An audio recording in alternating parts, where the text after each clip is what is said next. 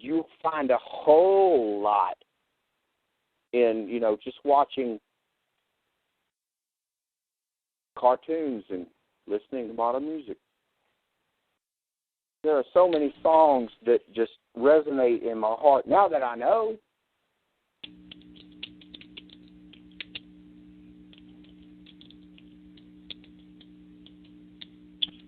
I'm sorry, did I lose you? No, you're making perfect sense. Well, don't let me make too much perfect sense. Shit, next thing I know, somebody will start a religion around me. Well, Charlie said that. No. Okay, good. No. Somebody, chat room said something about if Joanie were alive today, in the physical sense, people wouldn't think anything about her talking to God. Well, exactly. No, I don't want no Church of Charlie. That's believe me, when it was fresh and new, I thought that was what I was supposed to do. You know what she did? She held me down and she slapped me. You remember how you slapped me in the driveway the other night?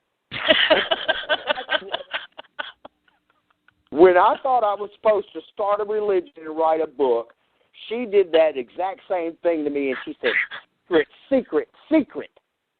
You know? Yeah. Okay, I knew that if anybody else could understand that analogy, you would. Because that's not what it's about. That's the problem. That's the problem, is that we have so much religion, we have so much doctrine, and we have so many, I'm trying not to cuss, so many fouled up doctrines of men. You know, when all God is love, we're supposed to love one another. And that's it. And, and that crosses religional boundaries. You know, what, you hate all Muslims? Guess what? There's a whole bunch of them out there that they also believe in the God of love. You know, there's a very tiny and vocal part of them, though, that get all lost in doctrine and minutia. It's like if we let the excuse me if I offend anyone, but if we let the Pentecostals run this place,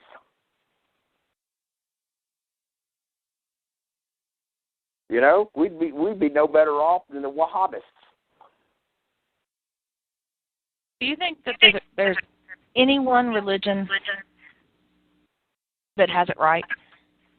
No, and that's the whole point. That's what you've got to damn remember, is that nobody has it right. But we're all on the same road. We're all on we're all in the same path. We're all on the same side in this fight.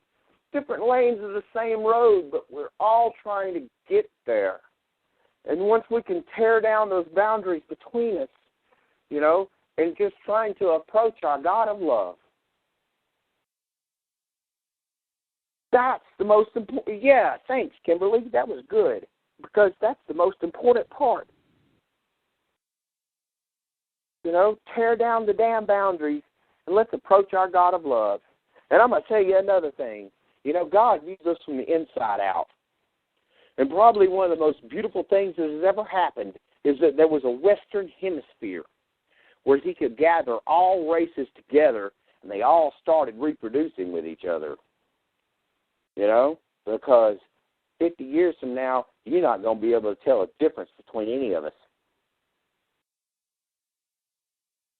And that's one thing she taught me as being the most beautiful, Some people cry. Some people cry and piss and moan.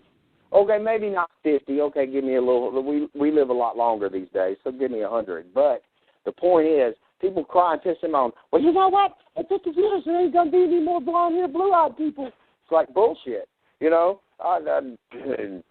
ever met an African-American with blue eyes? I have. I mean, what's going to happen is we're all going to get blended. And that's the thing. When the American Army comes walking in, what do they look like? I don't know. Hello? Did I? Yeah. What does the American Army look like when it comes marching in? Everything. Exactly. The only thing that that you can tell as a the one defining thing about them is they all have that American flag on their shirt. Other than that, and to think that we're supposed to be separated, God's pulling off the biggest miracle we've ever seen, and He's doing it right here in America. Let me ask you this. Do you see 50 years from now? Do I see us 50 years from now? Hell, do you see 5 years from now? No. What do you see past 2012? I'm hoping so much that we just go home, okay? I have the never-ending refrain, and you know that because I've said it to you 1,000 times. Slap the comet in this place and let's go home. I really hope to hell that none of us are here 50 years from now, because wouldn't that be just the ultimate problem-solving thing, is if a worldwide catastrophic event happened and killed us all at once. You would not have to leave your loved ones behind. Nobody would be there to mourn for you because everybody's gone. And then it all gets erased and starts over again. I really don't think that's going to happen on 2012. I'm really hoping that what's going to happen on 2012 is that when we cross over from the negative into the positive, that, maybe people's brains will change. Or maybe in the interim, it's going to get really ugly between now and 2012, and all those materialistic, screwed-up bastards will kill each other. Hopefully not taking a bunch of us out with them.